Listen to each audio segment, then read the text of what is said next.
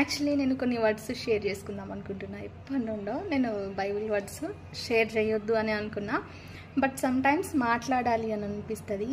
నాకు చాలా తక్కువ నాలెడ్జ్ ఉంటుంది బైబిల్ పరంగా అయినా బయట పరంగా అయినా. సో ఏంటి అంటే బైబిల్లో దేవుడు సొదొమ గొమొర్రా ఆ విషయంలో బాగా పాపం అయిపోయింది.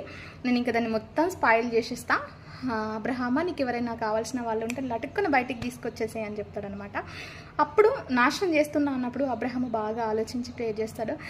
దేవా, ఇంతమంది ఉంటే నువ్వు కాపాడతావా, ఇంతమంది ఉంటే నువ్వు కాపాడతావా అంటే, సరే కాపాడతా, నీ వాళ్ళందరినీ బయటికి తీసుకొచ్చుకొని చెప్తాడనమాట. సో ఆయనతో దూతలు అక్కడికి వెళ్ళినప్పుడు లోతుని వాళ్ళ భార్యని వాళ్ళందరినీ బయటికి తీసుకొస్తారు. తీసుకొచ్చిన తర్వాత వాళ్ళ భార్య మాత్రం ఇట్లా వెనక్కి తిరిగి చూస్తుంది. సో ఈ ఇన్సిడెంట్స్ అంతా మనకి తెలుసు కదా. ఒక చిన్న గుహలోనికి వెళ్ళి లోతు వాళ్ళ ఇద్దరు కూతురులు అక్కడ ఉంటారు. సో వాళ్ళు ఏమనుకుంటారు అని అంటే, లోక మర్యాద చొప్పున మనకు సంతానం కలగడానికి ఇంకా ఏ పురుషుడు కూడా లేడు అని చెప్పేసి ఫాదర్కి తెలియకుండా కొంచెము ద్రాక్షరసం తాగిపించి తప్పు చేస్తారు పిల్లల్ని అంటారు. సో బైబిల్లో మనము ఎంత నికృష్ట దరిద్రమైన పనిగా వాళ్ళిద్దరిని అక్క చెల్లెలను చూస్తామంటే చాలా దరిద్రంగా చూస్తాము.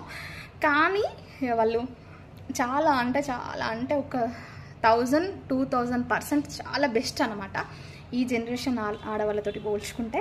బట్ అప్పుడు దేవుడు అది ఎందుకు ఆపేసిండు అని అంటే, ఇట్లాంటి పాపపు పనులు, దరిద్ర పనులు మీరు చేయొద్దు నా పిల్లలు అని చెప్పేసి ప్రతిదీ తప్పుని తప్పు, ఒప్పును ఒప్పు అని చూపించిండు దేవుడు.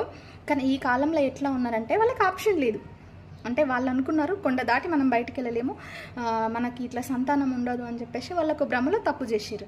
కానీ ఈ జనరేషన్లో లేడీస్ ఎట్లున్నారంటే, మొగుడు ఉంటారు, పిల్లలు ఉంటారు, అందరూ ఉన్నా కూడా కళ్ళకి ఇట్లా గంతలు ఉండిపోతాయి అన్నమాట.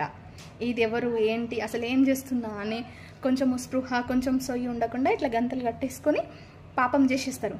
వాళ్ళకి తెలుసు అది పాపం అని, కానీ అది బయటపడట్లేదు కదా, ఎవరు చూడట్లేదు కదా. చూసినా ఎవరేం చేస్తారు, ఎవరి దగ్గర ఏం ఆధారాలు ఉన్నాయని చెప్పేసి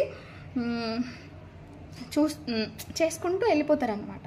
కానీ దేవుడు ఆ కాలంలో కూడా ఇది రాపిచ్చిండు అని అంటే, సో మన ప్రతి పాపాన్ని ఎవరు చూసినా చూడకపోయినా కానీ దేవుడు కళ్ళు ప్రపంచం అంతటా తిరుగుతూ ఉంటాయి కదా, అవన్నీ చూస్తూ ఉంటాయి. ఏదో ఒక రోజు లెక్క కడతా ఉంటాడనమాట మనకు రావాల్సిందని. కానీ దేవుడు ఎందుకు ఓపిక పడతాడు అంటే, నువ్వు మారాలి, నీకోసం ఆయన దేవుడు తన ప్రాణాన్ని పెట్టి ఆయన రక్తం గార్చిండు కాబట్టి నువ్వు ఆ పాపంలో ఆ రొచ్చులా ఉండొద్దు, నువ్వు బయటికి వచ్చి పరిశుద్ధుడిగా ఉండాలి అని చెప్పేసి నీకోసం వెయిట్ చేస్తాడు. కానీ ఎంత చెప్పినా వినని వాడు తిరుగు లేకుండా హఠాత్తుగా మరణం అయిపోతాడంట. దేవుని ఎప్పుడు చులకనగా చూడొద్దు.